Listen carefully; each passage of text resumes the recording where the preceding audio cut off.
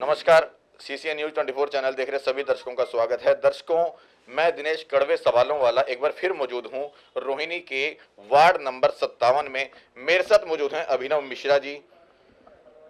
तीखी सवालों से, कड़े सवालों से, कड़वे सवालों से फिर एक मुलाकात आपको करवाने वाले हैं अभिनव मिश्रा जी से, नेताजी से, जो कि पूर्व प्रत्याशी भी रह चुके हैं और आने वाले निगम की चुनावों की भी तैयारी में हैं। नमस्कार अभिनव जी। जी बहुत बहुत नमस्कार सभी आपके दर्शकों। एक बार दर्शकों को राम राम कर दो। सभी को बहुत बहुत नमस्कार और आप सभी का इस चैनल पर इस इंटरव्यू में स्वागत है। अभिनव जी, आपने मेरे इंटरव्यूज वगैरह देखे अभी पहले कभी?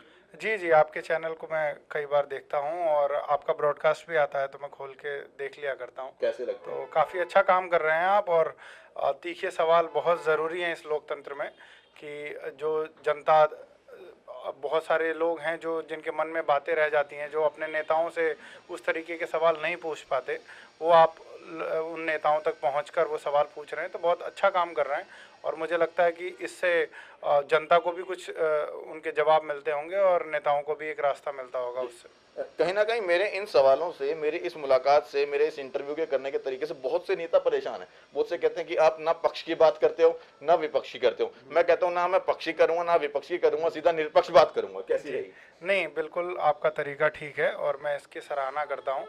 और कड़वे सवाल हैं, जब आप एक्सपेक्ट कर रहे हैं कि एक कड़वे सवाल जब आपके ही डिबेट में जा रहे हैं तो इस तरह के सवाल लाजमी हैं। बाकी मौका बोलने वाले को भी, वक्ता को भी मिलना चाहिए और आप अपनी बात रखते हैं तो मुझे लगता है कि दोनों पक्ष अपने आप जनता तक पहुंचेगी और जनता उसका निर्णय लेगी। चलिए, ये तो आने वाला इंटरव्यू बताएगा। अब जो हम चर्चा करेंगे, दर्शक इस चीज को पसंद करेंगे या कितना पसंद करते हैं, कितना उसके ऊपर कमेंट आते हैं, वो सब चर्चा के बाद की बात है। चलिए सीधी मुलाकात करते हैं अभिनव जी। अभिनव जी, सबसे पहला मेरा सवाल रहेगा कि अभी भी दिल्ली के अंदर हमारे मुख्यमंत्री केजरीवाल जी ने जो सबसे ज्यादा फाइन कर रखा है 2000 रुपए का, वो मास्क के ऊपर किया है। आपने खुद क्यों नहीं लगाया? जी, मैं अभी आपको बता दूं, जैसा कि आप जब आए थे तो मास्क लगा हुआ था और सब लोग, चलिए ठीक है, आपकी मैं बात मानता हूं, तब भी नहीं लगा हुआ। सच है या झूठ है? नहीं, बिल्कुल सच है, मैं मास्क नहीं लगा रहा हूं। ठीक है, अभी हम बंद कमरे में घर के अंदर बैठे हैं, दफ्तर में बैठे हैं, आपका सार्वजनिक कार्यालय है। बिल्कुल सार्वजनिक कार्यालय, और मैं यहाँ मास्क के बिना बैठा हूँ। मैं इस बात को एक्सेप्ट कर रहा हूँ और यहाँ पर सब, ये गलत है या सही है? मैं पूरी बात, मैंने आपको पहले ही कहा था कि मेरी पूरी बात गलत है या सही है। मतलब मास्क नहीं लगाया था, गलत है या सही है? बिल्कुल सही है, क्योंकि मैं अपने कार्यालय में हूँ और मुझे, क्योंकि जनता को पूरे दिन आती है यहाँ पे, बाहर काम भी कराती है, और मैं इसका ध्यान भी रखता हूँ कि अगर कोई ऐसा मुझे लगता है कि कोई ऐसा व्यक्ति आ रहा है जिसकी तबीयत खराब है या इस तरह का, तो हम लोग डील करते हैं। मैं खुद हॉस्पिटल का भी रिप्रेजेंटेटिव हूँ, मुझे हर जगह जाना पड़ता है, पर यहाँ पर मास्क ना लगाने वाली जहाँ तक बात है, मैं उस चीज़ का ध्यान रखता हूँ कि अपने घर परिवार के अगर लोग हैं तो मैं वहाँ मास्क नहीं लगाता हूँ। ये बताओ, मेरी बात समझो, ये सार्वजनिक कार्यालय है, यहाँ पे तो कोई भी आ सकता है, तो मास्क लगाना चाहिए या नहीं? नहीं, यहाँ लगाना चाहिए कि अगर आप बात करेंगे तो घर में भी लगाना चाहिए, आपको अपने घर परिवार के अंदर भी। आने वाली महामारी तो यही बता रही है, आने वाली महामारी तो यही बता रही है ओमिक्रॉन की, आपको घर के अंदर भी लगाना पड़ेगा। जरूरत पड़ेगी, जिस हिसाब से आगे अगर इसका अलर्ट आता है तो उसके जो इसके प्रिकॉशन के लिए जैसे भी निर्णय लेने होंगे और स्टेप उठाने होंगे वैसे उठाए जाएंगे। अभी वो अलर्ट नहीं है और यहाँ पे, जहाँ तक मेरा अपना मानना है, यहाँ पे बिना मास्क के मुझे सुरक्षित महसूस। आप मुख्यमंत्री प्रतिनिधि भी हैं, तो आपके मुख्यमंत्री जी क्या कहते हैं कि अगर आप दफ्तर में अपने कार्यालय में बैठे हैं तो आपको मास्क लगाना है या नहीं? मतलब सिंपल बताइएगा कि वो क्या कहते हैं। आपको क्या लगता है कि मुख्यमंत्री जी मुझे फोन करके या मुझे मैसेज करके कहेंगे? लेकिन उनकी नीतियों के बारे में तो आपको सारा पता है। नीतियां पूरे देश की हैं और सारे नेताओं, नहीं मेरी बात आप पूरी होने दीजिए ना। अगर कोई एक रूल और रेगुलेशन है, कोई, आपने ये सवाल पूछा कि मुख्यमंत्री क्या कहते हैं, मुख्यमंत्री किसी को पर्सनली कुछ नहीं कहते, और नीतियां पूरी बात होने दीजिए। नीतियां पूरे देश की बनती हैं और रूल रेगुलेशन पूरे देश। दिल्ली में क्या कहते हैं मुख्यमंत्री जी? मुख्यमंत्री जी क्या कहते हैं आप बताइए। मुझे तो उन्होंने, मेरे भी मुख्यमंत्री हैं, आपके वो तो पूरे दिल्ली के हैं, पूरी दिल्ली के हैं। उन्होंने सीधा कहा था कि अगर आप किसी भी अपने दफ्तर में, कार्यालय में बैठे तो आपको मास्क जरूरी है लगाना। कहा था? बिल्कुल कहा था। हाँ, तो लगाना चाहिए। तो आपने नहीं लगाया? नहीं, मैंने नहीं लगाया, ये मेरा नहीं, मैं गलत नहीं हूँ जी।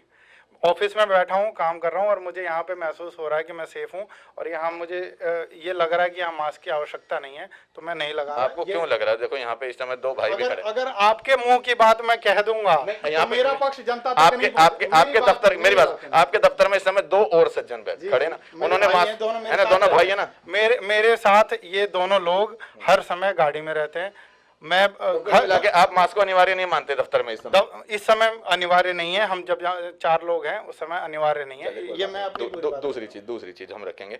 अभी दिल्ली के अंदर जो आबकारी नीति में जो बदलाव हुआ उसको लेकर के आप कहाँ तक ठीक मानते हैं? क्या क्या बदलाव है एक बार मुझे बता दीजिए। नेताजी आप हो, प्रतिनिधि आप हो, चुनाव आप लड़ रहे हो, जीतने के ऊपर आप जा रहे हो, मुख्यमंत्री के आप फॉलो कर रहे हो, तो वो सवाल मुझसे कर रहे हो। आबकारी नीति में जो जो बदलाव हैं जिसके ऊपर आपको मेरी प्रतिक्रिया चाहिए, उसके बारे में तो आप एक बार सवाल करेंगे। मैं ये पूछना चाह रहा हूँ, जो अभी चेंज हुआ है सबसे बड़ा कि हर वार्ड में 3 से 4 ठेके, 25 साल से 21 साल की जो उम्र कम की, उसको लेकर के कहाँ तक सहमत है? इसमें आपने 2 बातें कही हैं। 3 से 4 ठेके हर वार्ड में। पहले मैं आपको ये क्लियर कर दूं कि जितने ठेके पहले थे उसकी संख्या में कोई बढ़ोतरी नहीं है, ये कंफर्मेशन है। दूसरी, जो नए ठेके एक भी नहीं खोले जा रहे, जो सरकारी ठेके थे वो बंद होके उसकी जगह पे प्राइवेट किए जा रहे हैं। पहले प्राइवेट, आधे प्राइवेट थे, आधे सरकारी हुआ करते थे। एक बार इसको देख लो, पहले प्राइवेट भी थे और सरकारी भी थे। तो सरकार ने अपनी नीतियों में ये बदलाव किया कि उन्होंने कहा कि सरकार ठेके नहीं चलाएगी, उसको प्राइवेट तौर पर टेंडर करके दे दिए जाएं। और टेंडर करने के लिए कुछ नीतियां बनाई गई और कंपनीज को प्राइवेट हैंडओवर किया गया कि इन नीतियों पे आप दुकान ढूंढ के खोल सकते हैं। ठीक है। पहली चीज जो मैंने आपसे पूछी थी, आपने मुझे बताया कि जो शराब के ठेके हैं उनकी क्वांटिटी नहीं बढ़ी है, वो सिर्फ प्राइवेट हाथों में कर दिए हैं, बस यही बता रहे ना? ठीक है, हो सकता है इसके बारे में मुझे अभी कंफर्म नहीं है, मैं कंफर्म कर लूंगा कि ठेके की क्वांटिटी बढ़ी है या नहीं बढ़ी है। जो दूसरी चीज मैंने आपसे पूछी थी, जो 21 साल की उम्र करी, जो है कम उम्र के बच्चे भी अब शराब आसानी से खरीद सकते हैं, उसको लेकर के आप सहमत हैं? जी, इस सवाल को मैं आपकी बाकी ये इंटरव्यूज़ में भी सुनता रहा हूँ और इसमें मेरा एक सबमिशन है। शराब आज तक नशीली पदार्थ है, सारी चीज़ें हैं, उसके बाद भी गवर्नमेंट लीगल क्यों करती है, अलाउ क्यों करती है, तो गवर्नमेंट को सोचना। सबसे ज्यादा रिवेन्यू जो आता है? नहीं, वो तो पूरे देश का मामला है ना जी। किसी इसीलिए तो लीगल उसको बेचते हैं। ऐसा नहीं है, सिर्फ रेवेन्यू की बात नहीं है। ये लोकतंत्र है। देखिए, लोकतंत्र है, इस बात को हमें समझना पड़ेगा कि लोकतंत्र में एक एक आदमी को उसके राइट्स के हिसाब से हमें सहूलियत देनी पड़ेगी। अगर मैं कह देता हूँ कि बैन कर दीजिए जी या नहीं होना चाहिए, तो मेरी अपनी राय हो सकती है। पर जनरल बात जनरल बात मैं अकेला जनरलाइज नहीं कर सकता हूं। मैं जो बात अपनी कह रहा हूं वो मेरी बात पहुंचाई जाए जहां तक। आपका क्या मानना है कि शराब को सस्ता, कोई भी सरकार, आम आदमी हो, बीजेपी हो, कांग्रेस हो, मैं कहता हूं कोई भी राजनीतिक पार्टी यदि उसको शराब की मूल्य कम करती है या उम्र, मतलब कम उम्र के बंदों को भी उपलब्ध कराती है, तो वो गलत है या सही है? ये उम्र की बात पे कोई भी सरकार देखिए, आप मेरी बात जो पहुंचानी है मैं अपनी बात ही रखूंगा दोबारा से। 21 साल किया गया जहां तक आप बता रहे हैं और मुझे भी जानकारी है कि 25 से 21 अगर किया गया, वोट देने का 18 प्लस में हो जाता है अधिकार। 18 के बाद 21 में आप शादी कर सकते हैं। मतलब इंसान इतना समझदार हो जाता है, जो मेरा मानना है कि भाई वो चूज कर सके कि क्या सही है, क्या गलत है, क्या उसकी चॉइस है, क्या उसके अधिकार है। तो ये अधिकार के तहत, एक कॉन्स्टिट्यूशनल अधिकार के तहत अगर इसको 21 साल भी किया गया, अगर इसे घटा के 18 या 16 किया जाता तो बहुत ज़्यादा आपत्तिजनक मैं मानता इसको, लेकिन 21 साल किया गया तो एक समझदार आदमी कर सकता है। हालांकि आज तक मैंने कभी हाथ ना लगाया, ना मुझे पता, मैं भी नहीं पीता, मैं भी लेकिन देखिए, इस समाज में, लोकतंत्र में हर तरीके के लोग रहते हैं और 21 साल एक जायज उम्र है जब आदमी समझदार। पीने के लिए जायज उम्र 21 साल? नहीं, बिल्कुल नहीं कह रहा मैं ये शराब की बात कर रहा हूँ सिर्फ। और अपना फैसला इंसान ले सकता है, ये उसकी जायज उम्र है। और अगर उसे, क्योंकि सरकारें बेच रही हैं, कोई इलीगल नहीं है, मैं बताऊंगा, इलीगल है। शराब सेहत के लिए हानिकारक है, शराब एक नशीला पदार्थ है, शराब से अपराध बढ़ते हैं, यहाँ तक आप सहमत हैं? बिल्कुल। उसके बावजूद भी अगर शराब को कम उम्र कर दी जाती है कि कम उम्र का बच्चा भी अब खरीद सकता है, हर बच्चा गले गले में, मोहल्ले में बच्चा खरीदने जाएगा, तो कहीं ना कहीं वो सही है या गलत है? फिर देखिए, बात वही समझनी पड़ेगी। अब मैं आपसे एक जनरल बात हम डिस्कस कर रहे हैं, तो मैं पूछता हूं कि अगर 21 साल का लड़का हो जाता है, वो समझदार है, उसे मालूम है कि क्या सही है क्या गलत है, उसे पढ़ाने की ज़रूरत नहीं है। अगर हम इस उम्र के बाद भी उसको रोकते हैं या इलीगलाइज कर देते हैं, मान लीजिए कि किया था पहले भी ये था, तो क्या इससे रुका था? वो लोग पीना पूरी तरह बैन हो जाए ना, बिहार में भी तो पूरी तरह बैन है। बिल्कुल बैन अगर सरकारें कर दें तो बहुत अच्छी बात है। आप कहाँ अच्छी आप तो सब 21 साल की जब उम्र कम कर दी उसको ही सही बता रहे हो, तो बैन के ऊपर तो आप बिल्कुल नहीं, मैं अपना पर्सनल व्यू दे रहा हूँ। अगर लोकतंत्र की बात करेंगे, आपका पर्सनल व्यू तो ये कह रहा है कि 21 साल में कर दिया तो कोई गलत नहीं किया। नहीं, मैं अभी भी यही बात कर रहा हूँ कि कोई गलत नहीं किया है। 21 साल में अगर शराबें हैं, दुकानें हैं और लोकतंत्र में उसका अधिकार है तो वो खरीदने का अपनी समझ रखता है, वो खरीद सकता है। आपके शादी हो गई आपकी? बिल्कुल मेरी हो गई। बच्चे हैं? नहीं, अभी नहीं है जी। चलो, कल को आपका बेटा होगा तो कितनी आसानी से कहेगा वो, अब मैं 21 का हो गया, दिल्ली सरकार मुख्यमंत्री केजरीवाल जी कहते हैं कि शराब खरीद सकता हूं मैं 21 का, तो आपको कैसा लगेगा? ये पूरे देश की बात है। और जहां तक आप कह रहे हैं कि मुख्यमंत्री जी कह रहे हैं, ये बिल्कुल बिल्कुल गलत। केजरीवाल जी ने तो कराई, किसने कराई? बिल्कुल गलत है जी, बिल्कुल गलत है। रूल एंड रेगुलेशन पॉलिसीज जो बनती हैं वो मुख्यमंत्री अपनी मर्जी से नहीं बनाता है। ये पॉलिसी कौन बनती है? मैं बता तो रहा हूँ, मैं इसको सपोर्ट कर रहा हूँ जी। मैं 21 साल की उम्र को सपोर्ट कर रहा हूँ। 21 साल में शराब पीने का आप अपनी बात अगर रखेंगे तो पूछ रहा हूँ, 21 साल की उम्र में देख रही है, मेरी बात पूरी जाने दीजिए जनता तक। 21 साल में अगर उम्र कम करके अगर कहा गया कि आप फैसला कर सकते हैं तो ये हमें जनता तक छोड़ना चाहिए। उन्होंने फैसले के लिए थोड़ी छोड़ा, उन्होंने तो कहा कि इस साल भी हमने उम्र कर दी कि अगर आप शराब खरीदना चाहते हैं तो उसको खरीद सकते हैं 21 साल में भी, उन्होंने ये कहा है। देखिए, जबरदस्ती 21 साल पूरा होने के बाद किसी के घर भेजाओ तो मुझे बता दो। आप शराब के विरोध में हैं या पक्ष में? शराब के ना पक्ष में हूँ ना विपक्ष में। मैं पीता नहीं, इसलिए मुझे मतलब नहीं इससे। क्यों नहीं पीते? जो आदमी मुझे नहीं पसंद है, मेरा पर्सनल चॉइस है। कोई तो रीजन होगा ना। मैं बताता हूँ। आप भी जहाँ पे आपका अपना सर्कल होगा, आपके सर्कल में भी बहुत लोग होंगे, मेरे भी बहुत सारे ऐसे लोग हैं अच्छे घरों से जो कोई सरकार ऐसा क्यों लिखते है उसके ऊपर? सरकार ऐसा क्यों लिखते है कि क्या नाम है वो सेहत के लिए हानिकारक है? आगे तब बढ़ूंगा जब मेरी बात पूरी होगी। देखिए, सबके सर्कल में ऐसे लोग होते हैं जो शराब पीते हैं। अच्छे फैक्टर की भी बात कर रहा हूँ। आपकी बात आपने कहा कि क्राइम इससे बढ़ता है, इसमें कोई दो राय नहीं है, क्योंकि मैं भी रिसर्च पढ़ता रहता हूँ और करीब 18 से 20% ऐसे हीनियस क्राइम्स वाले मामलों में शराब का इन्वॉल्वमेंट माना जाता है। मुझे बड़ा अच्छा लगा आपने इस चीज को एक्सेप्ट किया, क्योंकि कई बार मैं इंटरव्यू करता हूँ तो बहुत से नेता मुझे ये कह देते हैं कि शराब से अपराध ही नहीं बढ़ते। ऐसा नहीं है। हीनियस क्राइम्स वाले मामलों में ज्यादातर, क्योंकि देखिए, एक तो नॉन वायलेंट क्राइम्स होते हैं जिसमें बहुत ज्यादा हीनियस मामले नहीं होते, लेकिन हीनियस में इसको इन्वॉल्व माना जाता है। तो अगर किसी ने शराब पी रखी है और छोटे मोटे मामले में भी वो कब हीनियस में कन्वर्ट हो जाएगा, इसमें शराब का रोल हो सकता है। और इसमें रिसर्च भी कहती है, बाकी इसके ऊपर बहुत सारी रिसर्च चलती रहती है। इसको फिर एक दूसरी तरीके से देख सकते हैं, कैटेगरीज के हिसाब से अगर हम देखें, अच्छे संपन्न पढ़े लिखे लोग भी लेते हैं, अपने पार्टीज में भी लेते हैं, घर पे भी लेते हैं, स्ट्रेस रिलीज करने के लिए भी लेते हैं। बहुत तरीके हैं। गोवा में आप देखेंगे, गोवा में तो हर 100 मीटर पे आपको दुकानें मिलेंगी, लेकिन वहां उस तरह का क्राइम नहीं है। तो हर फैक्टर को हमें समझना पड़ेगा। मैं एक तरफ बैठ के कह दूं कि ये गलत है या सही है, इस चीज को मैं नहीं मानता। मैं पर्सनल व्यू पूरा ओवरऑल बता रहा हूं आपको, जो मेरा एक्सपीरियंस है वही मेरा व्यू है। तो देखिए, शराब किसी भी मात्रा में लेके अपराध करना, सड़कों पे हंगामा करना, किसी भी तरीके का जो क्राइम है उसके बिल्कुल मैं विरोध में हूं। लेकिन लोकतंत्र है, लोग अपने लाइफ को एंजॉय करने के लिए, खुश रहने के लिए, जिस भी तरीके से, अगर घर पे स्ट्रेस रिलीज करने के लिए, पार्टीज में अगर कुछ लोग खुश रहने के लिए अफीम, गांजा और चरस का इस्तेमाल करते हैं, वो किस हद तक? उसको गवर्नमेंट ने लीगलाइज नहीं किया ना। तो लीगल कर देना चाहिए। वो कर देना चाहिए या नहीं कर देना चाहिए, वो सरकार का। आपके हिसाब से क्या कहता है, वो लीगल होना चाहिए या बिल्कुल नहीं होना चाहिए? बिल्कुल नहीं होना चाहिए, इसमें सरकार का फैसला है। लेकिन जहां तक लीगल जो चीज, क्यों नहीं होना चाहिए उसके बारे में तो आप उनसे पूछिए जो रिसर्च। आपकी अपनी पर्सनल राय क्या है, क्यों नहीं होना? मुझे उसके बारे में तो अफीम गांजे का क्या असर होता है, क्या है वो, मुझे अभी तक पता भी नहीं है। तो बड़ी गजब की बात है, मुझे पर्सनल ऐसे नेताजी मिल रहे हैं जिनको इस चीज के बारे में पता नहीं चले। कोई बात तो मतलब क्या इसका नशा होता है, कैसे मिलता है, क्या इसका असर है, मुझे इसके बारे में कुछ नहीं मालूम। शराब के बारे में जो भी मुझे जानकारी है उसके बारे में मैंने अपना आपको व्यू दिया कि अपना सटे हुए गांव, बादली गांव आपके बिल्कुल सटा हुआ लगता है, वहां पर हर छोटा छोटा बच्चा फ्लूट लेता है, नशा करता है। हाँ, इस नशे के बारे में मैंने सुना और बहुत गलत है। नशा तो कोई नहीं, नशा तो इलीगल है। नशा तो कोई भी है वो गलत है, चाहे वो शराब का हो, चाहे वो किसी भी गलत तो नहीं कर, क्योंकि सरकार भी लिख के दे रही है उसके ऊपर कि ये सेहत के लिए हानिकारक है, उसके बावजूद भी सरकारें उसको वैध करके लीगल तौर पे बेच रही हैं। लोग गुड नहीं, सिर्फ उसी ठेके की बात नहीं है, वो तो जितने हैं उतने। मैं बात अपनी पूरी कर लेता हूँ।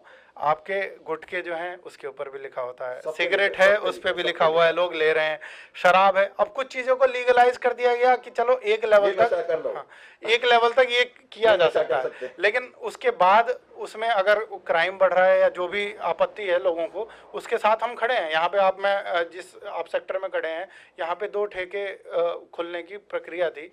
एक तो कमर्शियल एरिया में था जहाँ पे पहले भी एक सरकारी ठेका था, पर लोगों का उसमें विरोध था। मैं लोगों के साथ गया वहाँ पे, प्रदर्शन में भी मैंने हिस्सा लिया और वो बंद कराया। क्यों बंद कराया? क्योंकि लोगों की इच्छा नहीं थी वहाँ खुले। मैं साथ हूँ। आपकी इच्छा क्या है, खुले या ना खुले? जहाँ देखिए, मैं दोनों की कदर करता हूँ इस लोकतंत्र में। अपना मत क्या है? मेरा मत, मैं अपनी बात कर रहा हूँ ना, मैं दोनों की कदर कर रहा हूँ। जहाँ पे ऐसा किसी को प्रॉब्लम नहीं है, कमर्शियल एरिया में खुल रहा है, मॉल्स में खुल रहा है, या डोमेस्टिक एरिया में नहीं होना चाहिए। ऐसा ना हो कि कोई ऊपर रहता है जी, कोई परिवार रह रहा है, कोई उसके बीच में खुल जाए। अगर आपत्ति है तो बिल्कुल उसमें नहीं खुलना चाहिए।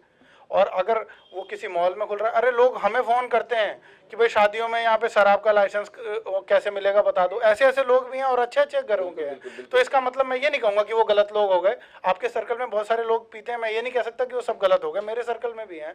तो एक तरीका होता है, और सबकी कदर करने के बाद अगर कोई इससे गलत क्राइम होता है, कोई उसमें पुलिस को भी इन्वॉल्वमेंट लेनी चाहिए। अगर कोई गलत नशा बिक रहा है, गलत समाज में कोई भी भ्रांति फैल रही है, कुछ काम गलत हो रहा है, उसके ऊपर सबको अलर्ट रहना चाहिए। अब जो दर्शक आपको देख रहे हैं, दिल्ली वासियों को क्या मैसेज देना चाहोगे, शराब के ऊपर पीनी चाहिए या नहीं? देखिए, मेरा सबको पर्सनल मैसेज यही, मैं कह रहा हूँ कभी भी जिंदगी में मत पियो। अगर आप कंट्रोल कर सकते हैं और अपनी जिंदगी में आप खुश हैं, बाकी इस चीज में पड़ना नहीं चाहिए। पर बहुत सारे लोग हैं जो शराब को पूरी तरह बैन कर देना चाहिए या नहीं कर देना चाहिए? पूरी तरह बैन का, देखिए मैं लोकतंत्र में, फिर मैं इसका इस बात का समर्थन पूरी तरीके से नहीं देखो, अभिनव जी मेरा सवाल सुने ध्यान से। शराब एक नशीला पदार्थ है, क्या उसको बैन कर देना चाहिए या नहीं, उस नशीले पदार्थ को? आपकी बात जो आपने जो कहा है जिस तरीके से कि नशीला पदार्थ है वो बैन होना चाहिए कि नहीं, ये सरकार का फैसला है। लेकिन अगर लोकतंत्र में, जैसे बिहार में और गुजरात में बैन किया गया, उसमें अब बहुत सारी हम डिबेट कर सकते हैं कि वहाँ शराब लोग पी रहे हैं नहीं पी रहे हैं, कितने लोग मरे, कितना क्राइम रेट कम हुआ, इसके ऊपर रिसर्च हो सकती है। लेकिन मैं एक मुफ्त ये इकट्ठा होके अपनी तरफ से ये नहीं कह सकता। अगर किया जाए तो पूरे देश में किया जाए और नशा मुक्त केंद्र बना के लोगों, अगर मेरी पर्सनली राय लोगे तो मैं ये कहूंगा कि शराब एक नशीला पदार्थ है, उसको बंद कर देना चाहिए। आपकी जनरल राय क्या है? मैं भी यही बात कह रहा हूँ। लेकिन अगर मैं वही बात कह रहा हूँ कि सर्कल में लोग हैं जो डेली बेसिस पे भी ऐसे लोग हैं, जो डेली बेसिस में बहुत सारे लोग ऐसे भी होंगे जो जैसे अभी आपने भी एक्सेप्ट किया कि हाँ मुझे पता है वो लोग बच्चे फ्लूइड लेते हैं, बहुत से लोग ऐसे भी होंगे जो गांजा चरस ले रहे हैं, फिर तो उसको भी नहीं, इसके ऊपर मैं अलग से आपसे बात करना चाहता हूँ। अगर ये गांजा, फ्लूइड और इस तरह के जो नशे हैं ये क्यों हो रहे हैं, ये पुलिस इसको कंट्रोल क्यों नहीं कर रही है? ये कहीं से लीगल नहीं है, कोई दुकान नहीं खुली हुई, फिर भी कैसे सप्लाई हो रहा है? इस रैकेट को अब तक इतने दिन से, इतने सालों से चल रहा है, हमारी नस्लें खराब हो रही हैं, और ये तो बहुत ही ज्यादा हानिकारक ऐसा नशा है कि तो खराब नशे से हो रही हैं। और वही नहीं जी, इसमें मैं करेक्ट करूंगा जो हाल ये जो फर्क इतना है कि कम और ज्यादा का नहीं, इसमें तो आपको छोटे छोटे बच्चे मिल जाएंगे, उनको अकल नहीं है कि कब लेना चाहिए, क्या लेना चाहिए, नहीं लेना चाहिए, और ये तो उनके पूरे शरीर को नष्ट कर रहा है जिस तरीके से, और ये शरीर बनाएगा, और ये जो, और नहीं वो उसके ऊपर आऊंगा, मैं दोबारा आऊंगा वो। और ये जो रैकेट चल रहा है इसके ऊपर ये होम मिनिस्ट्री हमारी केंद्र सरकार के पास है, पुलिस को सारी इन्फॉर्मेशन है कहाँ से बिक रहा है, कैसे बिक रहा है, क्यों नहीं कंट्रोल हो रहा? और जहाँ तक फिर दोबारा मैं शराब की बात पे आपको बता रहा हूँ, इसको लीगलाइज किया गया, टेस्ट किया गया, गवर्नमेंट ने अपनी तरफ से जो भी अप्रूवल दिए हैं वो एक लेवल पे उन्होंने ये तो कहा कि आप सिगरेट पी सकते हैं, इस लेवल पे तंबाकू खा सकते हैं। मेरी तरफ से तो सब बंद हो जाए, मुझे फर्क नहीं पड़ता, मैं वही कहना चाहता हूं, फर्क नहीं पड़ता है। लेकिन जो लोग डेली बेस पे इसका नशा करते हैं, इस पदार्थ को लेते हैं जिस भी तरीके से, अगर वो क्राइम में इन्वॉल्व नहीं है या अपने सेटिस्फेक्शन के लिए जिस भी तरीके से अगर घर पे ले रहे हैं, मैं उसको तो गलत पहले बैठ के नहीं कर सकता। अगर हमेशा सबके लिए बैन हो जाए तो ठीक है, अच्छी बात है, इसमें कोई बुराई नहीं है। चलिए वीडियो ज्यादा लंबा ना हो जाए इस करके हम इस सवाल को यहीं रोकेंगे। अगर आप अभिनव मिश्रा जी के इस जवाब से संतुष्ट हैं तो हमें कमेंट बॉक्स में भी बताइएगा, और अगर संतुष्ट नहीं है तो भी कमेंट बॉक्स में अपनी राय विचार इस विषय पर जरूर दीजिएगा। अच्छा अभिनव जी, दूसरा मेरा सवाल रहेगा कि डोमेस्टिक के रेट यूं के यूं हैं, 200 यूनिट वाकई में जो केजरीवाल जी ने कहा वो दी, कमर्शियल के रेट में थोड़ी सी वृद्धि क्यों करी थी? मुझे लगता है फिक्स चार्जेस का कुछ डिफरेंस आया है। वृद्धि वृद्धि वैसे 6 साल से ना डोमेस्टिक में हुई है ना कमर्शियल में हुई है। कुछ फिक्स चार्जेस का जो मापदंड है वो, लेकिन वो भी रोक दिया गया था जहां तक मुझे है। अभी भी है, बढ़ा हुआ है वो पहले से। मैं एक बार चेक करवा लूंगा जी जहां तक। ठीक है, इसके बारे में अभी अभिनव जी को कंफर्म नहीं है। चेक करने के बाद हम फिर एक बार मुलाकात करेंगे, फिर एक बार इंटरव्यू करेंगे, फिर इसी तरह से एक वार्तालाप करेंगे, तीखी जोक जोक रखेंगे, उसमें इस चीज की जांच का जो है पता लगाएंगे। अच्छा, अभी महिलाओं के लिए केजरीवाल जी ने पंजाब के अंदर हर महिला को 1000 रुपए देने का ऐलान किया है। वहां पर नया एजेंडा दे रहे हैं क्या? हमें भी जो है पंजाब में सरकार बनानी, इसलिए लॉलीपॉप दिया है वहां पर। लॉलीपॉप तो शब्द ठीक नहीं है। देखिए, जब दिल्ली के चुनाव थे 2015 में, तो आपको ध्यान होगा हम लोग युवा सम्मेलन किया, हमने महिलाओं का सम्मेलन किया, हमने अलग अलग वर्गों का सम्मेलन किया और उनकी बातें जानी, उस पर रिसर्च किया मैनिफेस्टो बनाने के लिए। दिल्ली के मुताबिक लोगों से बात करके जिस भी तरीके से यहाँ के लोगों को फ़ायदा पहुँचाना ज़रूरी था, लोगों की जो ज़रूरत थी बिजली पानी के मुद्दे के अलावा सीसीटीवी, वाईफाई और लाइटें, जिस भी तरीके की यहाँ की ज़रूरतें थी वो हमने मैनिफेस्टो में डाला। उसी तरीके से अब पंजाब के चुनाव हैं, पंजाब तो सीट बनानी है तो 1000 रुपए महिला को मैं बताता हूँ। तो वहाँ के अलग मुद्दे हैं, वहाँ की अलग ज़रूरतें हैं। क्या ज़रूरतें, क्या महिलाओं की क्या ज़रूरतें देखी जो पार्टी ने 1000 रुपए हर महिला को देने का ऐलान किया? मैं अब पूरे पंजाब चुनाव की बात कर लेता हूँ। अब उस तरीके से आप गोवा में कहेंगे कि बेरोजगारी भत्ता भी दिया जा रहा है जी, तो देखिए वहाँ पे बेरोजगार है, वहाँ बेरोजगारी है और वहाँ पर महिलाओं के पास 1000 रुपए की कमी है। 1000 रुपए की कमी है, और कमी बात आप समझने की कोशिश करिए। अगर हम इस डिबेट पे जा रहे हैं कि वहाँ ये वायदा क्यों हो रहा है, तो इसलिए मैं आपको बता रहा हूँ कि दिल्ली और पंजाब में अलग अलग सिचुएशंस हैं। वहाँ का लोगों का पर्सपेक्टिव, वहाँ की ज़रूरत देख के सीएम साहब को और बाकी पार्टी के जो शीर्ष नेतृत्व हैं पंजाब के, उनको लगा कि अगर महिलाओं को 1000 रुपए की जो मदद है, एक कैलकुलेशन है। वो 4 महीने पहले ही जाके चुनाव के अब जब चुनाव में जा रहे हैं, आप इस बात को समझिए। और जब मेरी सब समझ रहा हूँ, क्योंकि 4 महीने पहले ऐलान हो रहा है बिल्कुल, क्योंकि हम चुनाव में जा रहे हैं। क्योंकि हम चुनाव में जा रहे हैं और बिल्कुल सीट बनाएंगे, सरकार भी बनाएंगे, इसलिए 1000 रुपए बांटेंगे। इसलिए 1000 रुपए बांटना नहीं, वो लोगों की सुविधा के लिए हम वादा कर रहे हैं। हम सुविधा के लिए बांटेंगे। मेरी बात पूरी होने दीजिए। वहाँ पे हम बिजली भी जो किसानों को देंगे, उसका कोई ऐलान नहीं हुआ अभी? नहीं होगा, बिल्कुल होगा। अभी नहीं हुआ, अभी सिर्फ पैसे बांटने की बात हुई है। नहीं, बांटेंगे हम 1000 रुपए की बात है। वहाँ कोई भी बिजली की बुजुर्गों की यात्रा की, ठीक है, उसके बाद ना ही कोई क्या नाम है युवाओं को रोजगार की, इस तरह की कोई बात होगी। सीधा महिलाओं को 1000 रुपए कंफर्म कर दिया कि हम बांट रहे हैं। नहीं, इसमें आपको पूरी जानकारी नहीं है। दो वायदे ऑलरेडी हो चुके हैं, बिजली और पानी के हो चुके हैं, मुफ्त देने के। बिजली का भी 300 यूनिट का हो चुका है, यहाँ पे 200, क्योंकि यहाँ 200 है, वहाँ 300, क्योंकि वहाँ पे राज्य बनाने हैं अभी। नहीं, वो ऐसा नहीं है। आप तो फिर किस लिए? मैं सब्सक्राइबर्स कौन सा मापदंड, ऐसा कौन सा मापदंड है आम आदमी पार्टी के पास कि वो चुनती है कि दिल्ली में 200 दे दो, वहाँ 300 दे दो? मैं बताता हूँ, है बिल्कुल मापदंड है। देखिए, पंजाब में बिजली बनती भी है और सप्लाई भी होती है। मैं बताता हूँ वहाँ ज्यादा देंगे ना मुफ्त, वहाँ ज्यादा देंगे। और वहाँ पे जो सरकार का बजट है वो 2 लाख करोड़ से ज्यादा का है, यहाँ पे 60,000 करोड़ है। वहाँ पे प्रति व्यक्ति आय आप देखेंगे, जो बजट का हम खर्च कर सकते हैं लोगों के ऊपर, वो ज्यादा है। वहाँ पे हमारे पास फुल गवर्नमेंट होगी, फुल स्टेट गवर्नमेंट होगी, वहाँ पे फुल पावर होगी। और वहाँ पे क्योंकि ये जो हमारा बजट होगा वो ज़्यादा होगा, तो उस हिसाब से लोगों को ज़्यादा फायदा पहुँचाया जा सकता है। दिल्ली में हमारे पास रेगुलेशन है कि भाई इतना बजट है, इतने में इतना हम मैनेज अपना बजट बनाते हैं यहाँ के हिसाब से। वहाँ हमारे पास ज़्यादा है, दिल्ली का जैसे बढ़ेगा हम यहाँ पे और फायदा है और लोगों को सुविधाएं पहुँचाएंगे। नया स्टेट है और चुनाव नजदीक में है। ये दिल्ली सरकार जो है, जो अरविंद केजरीवाल जी हैं, वो पूरे देश को रास्ता दिखाने का काम करते हैं। अलग अलग राज्यों में जहां भी चुनाव होगा, हम इस तरह से वहां के लोगों की जरूरतों को उठाएंगे। और क्या जरूरत है? वहां पे तो कोई जरूरत नहीं उठाई, वहां तो सिर्फ पैसे बांटने का ऐलान करके आए हैं 1000 रुपए। वो जनता इसका फैसला सुनाएगी। बताओ, इसका जनता का ही सवाल है कि वहाँ पे 1000 रुपए बांटने का ऐलान किया, तो जरूरत क्या उठाई वहाँ? बिल्कुल जरूरत है। वहाँ अगर इसमें आप देखें 1000 रुपए का आप सिर्फ फायदा जानना चाहते हैं? नहीं, मैं ये जानना चाहता हूँ 1000 रुपए का लालच क्यों दिया गया कि जब चुनाव नजदीक में है, 4 महीने पहले उनको याद आ रहा है कि हम 1000 रुपए बांट दें हर महिला को पंजाब में। 4 महीने पहले दिल्ली में नहीं बांटे आज तक, दिल्ली में सरकार बनी हुई, आज तक किसी महिला को 1000 रुपए नहीं बांटे, पंजाब में बांट रहे हो। आपको क्या लगता है दिल्ली में बांटना चाहिए? आप क्या कहते हैं? मैं तो कह रहा हूँ पैसे बांटने की नीति नहीं होनी चाहिए। ठीक है, अब मैं अपनी बात रखता हूँ। गलत कह रहा हूँ, ठीक कह रहा हूँ? नहीं, आपकी अपनी अपना विचार है। तो मेरे मैं कह विचार रहा से हूँ- आप सहमत हैं या नहीं है? नहीं। पैसे बांटने चाहिए या नहीं चाहिए? गलत है, ठीक है? नहीं, बिल्कुल ठीक है, पैसे पहुंचाने चाहिए, बांटने चाहिए, लोगों की चुनाव में पैसे बांटने चाहिए। चुनाव में पैसे ये आपके शब्द हैं, हाँ, चुनाव में मैं पैसे पूछ रहा हूँ, बांटने पूछ रहा की। हूँ। आपको ये बात समझनी पड़ेगी कि मैनिफेस्टो क्या होता है। घोषणा पत्र होता है ना जी, चुनाव से पहले दिया जाता मैं अच्छी तरह है। जानता हूँ। आपने 3 बार मुझसे ये कहा कि 4 महीने पहले क्या जरूरत थी। हाँ। घोषणा पत्र चुनाव से पहले बनाए जाते हैं, ऐलान उससे पहले होता है।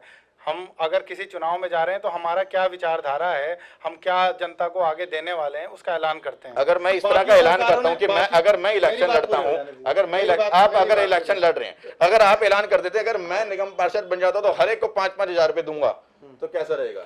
ऐसा आपको लगता है कि पॉसिबल है? बिल्कुल, आपकी सरकार ने तो हजार रुपए बांट दिए।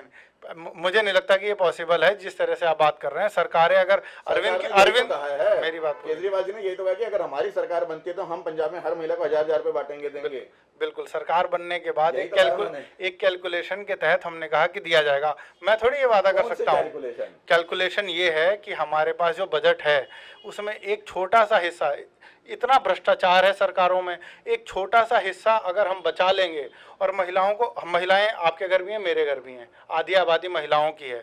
और पंजाब में जिस तरह परिवार की एक बात मैं कर रहा हूँ, वहाँ पे अगर 1000 रुपये किसी महिला को पेंशन, वहाँ पे 400 रुपये 500 रुपये पंजाब में है। अगर 1000 रुपये प्रति महीना की अगर आप कहते हैं कि कोई ज़रूरत भी नहीं है और बांटने का काम है, और किसी गरीब महिला या किसी भी साधारण महिला को 1000 रुपये का अगर उसे मदद मिल रही है, क्या मदद? 1000 आधे किलो दूध भी नहीं आता। बिल्कुल आपकी बात ठीक है, लेकिन दूध खरीदने के लिए हम नहीं दे रहे हैं। मैं आपको वही बात बता रहा हूँ, ये एडिशनल अमाउंट है। 1000 रुपये में उसके बच्चे की पढ़ाई का अगर नुकसान हो रहा हो, पढ़ाई भी नहीं हो पाएगी उसमें। मैं पूरी बात करने दीजिए, मेरी पूरी बात होने दीजिए। आपकी सारी बात ठीक हो सकती है कि उसमें दूध भी ना आए, पढ़ाई भी ना हो पाए। मदद की बात कर रहा हूँ सर। पूरी मदद, कौन सी मदद, किस चीज में वो मदद इस्तेमाल होगी? सुनेंगे तो मैं बताऊंगा। अगर सुनना नहीं, आप सुनने नहीं देंगे। अगर उसकी घर की आय 10,000 रुपये है मान लीजिए एक परिवार की, 10,000 में उसका काम चल रहा है, हो सकता है कि कोई समस्या आ रही हो, नहीं आ रही हो, लेकिन एक 1000 रुपये की अगर एडिशनल जैसे पेंशन अमाउंट होती है, अगर उसको महिला को मदद मिल रही है और घर में उसके अगर किसी भी समय अगर वो इकट्ठे हो जाएं पैसे, वो एक सेव कर ले तो उसके काम आएगा, अच्छी बात है।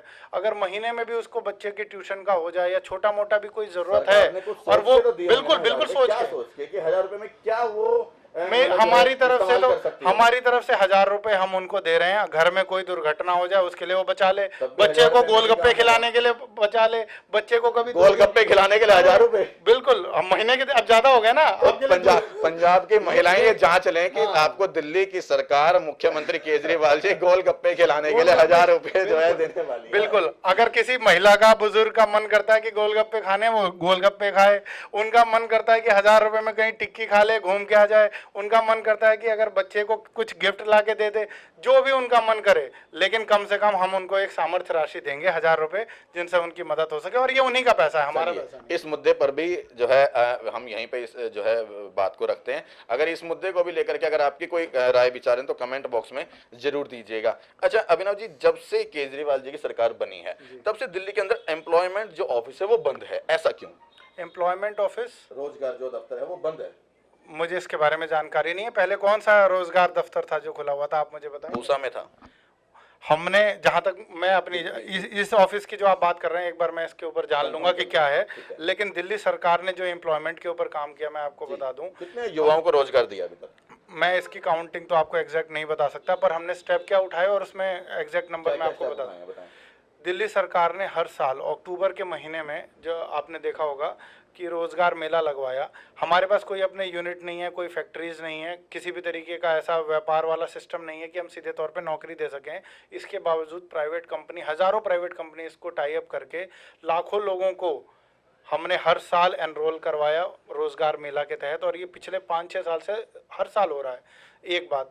दूसरी बात, अगर भी बेरोजगारी खत्म नहीं हो रही दिल्ली में, मानते हैं ना? बेरोजगारी पूरे देश में कितनी बढ़ी है वो आप मानते हैं? मैं मानता हूँ। दिल्ली की बात कर रहा हूँ मैं दिल्ली की। ये मानते हैं दिल्ली में अभी भी बेरोजगारी खत्म नहीं हो पाई है? बेरोजगारी खत्म दिन पे दिन बढ़ रही है, ये बात तो मैं नहीं कहूँगा। लेकिन अगर दिल्ली सरकार की जो नीतियां हैं, देखिए 6 साल 7 साल हो गए सरकार को काम करते हुए। दिल्ली सरकार ने अभी शिक्षा के ऊपर जो काम करना शुरू किया और उसके बाद फिर बच्चों को एंटरप्रेन्योरशिप के लिए, बिजनेस के लिए मोटिवेट करना शुरू किया। कई रास्ते स्किल डेवलपमेंट के बनाए। ये वाकई सच्चाई है कि क्योंकि अब जब जहाँ पहले बच्चे सरकारी स्कूल में जाना क्या माँ बाप भेजना पसंद नहीं करते थे, अब वो चीज स्तर जो है आप लोगों ने सुधारा। प्राइवेट स्कूल में 2 लाख प्राइवेट स्कूल के बच्चे जो पहले पढ़ते थे उन्होंने नाम कटवा के सरकारी स्कूल में दाखिला लिया है अभी। तो एक बहुत ड्रास्टिक चेंज है। और ये जमीनी स्तर का काम है। देखिए, शिक्षा को मजबूत करेंगे, बच्चों को उस काबिल बनाते जाएंगे तो बच्चे अपने आप एंटरप्रेन्योर बनेंगे, बिजनेस के आइडियाज आएंगे। हम उसको भी सपोर्ट कर रहे हैं। बिजनेस आइडिया के लिए बिजनेस ब्लास्टर भी शुरू कर दिया आप लोगों ने। बिल्कुल बिल्कुल। इसमें अलग अलग बच्चों के आइडियाज को सुन के और उनको हम लोग एक प्लेटफॉर्म प्रोवाइड करवाएंगे जिसमें स्पॉन्सरशिप उन्हें मिल पाएगी, बहुत सारे लोग अपना पैसा लगा पाएंगे और उनके सपोर्ट से एक एंटरप्रेन्योरशिप और बड़ा बिजनेस भी बन पाएगा और बच्चों की भी इसमें ग्रोथ होगी और साथ में बहुत सारे लोगों को नौकरियां, रोजगार भी मिल पाएगा।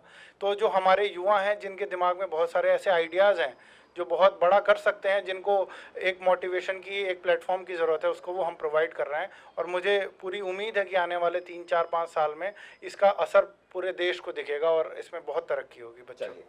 चलिए जो है आज की इस तीखी नोकझोंक को, इस इंटरव्यू को हम यहीं समाप्त करेंगे। हालांकि मैं फिर भी कहूँगा दिल्ली के अंदर जो युवाओं के शिक्षा की बात करें या स्वास्थ्य की बात करें, वो हालांकि दिल्ली सरकार ने उसके ऊपर काफ़ी काम किया है, लेकिन अगर बात करें दिल्ली के स्वास्थ्य की तो इससे दिल्ली का स्वास्थ्य बिगड़ेगा, युवाओं का स्वास्थ्य बिगड़ेगा, शराब की नीति से बिगड़ेगा, क्योंकि कहीं ना कहीं शराब खराब है और सेहत के लिए हानिकारक है। इसलिए उम्र कोई भी हो, मैं तो कहूँगा फिर भी शराब और कोई भी नशीला पदार्थ जो है नहीं पीना चाहिए। दूसरी चीज़ मैं बताना चाहूँगा, ठीक है, अभिनव जी ने उस चीज़ को जो है मास्क इसका मैं अपने कार्यालय में नहीं लगाया है, लेकिन उस चीज को भी कार्यालय में हो चाहे हम कहीं भी बैठ रहे हैं तो मास्क अनिवार्य है। कहीं ना कहीं 2 गज की दूरी और मास्क है जरूरी। इसी सिद्धांत के आधार पर हमने पहले भी इस महामारी कोरोना के ऊपर विजय पाई और आने वाली जो ओमिक्रॉन बीमारी है उससे भी कहीं ना कहीं हमारे को इसी 2 चीजों से, मास्क और कहीं ना कहीं 2 गज की दूरी, क्योंकि जो वैक्सीन मोदी जी ने लगाई थी वो तो कहीं ना कहीं अब फेल होती दिखाई दे रही है, क्योंकि वो भी उसके अंदर कारगर नहीं है। क्यों, गलत तो नहीं कह रहा?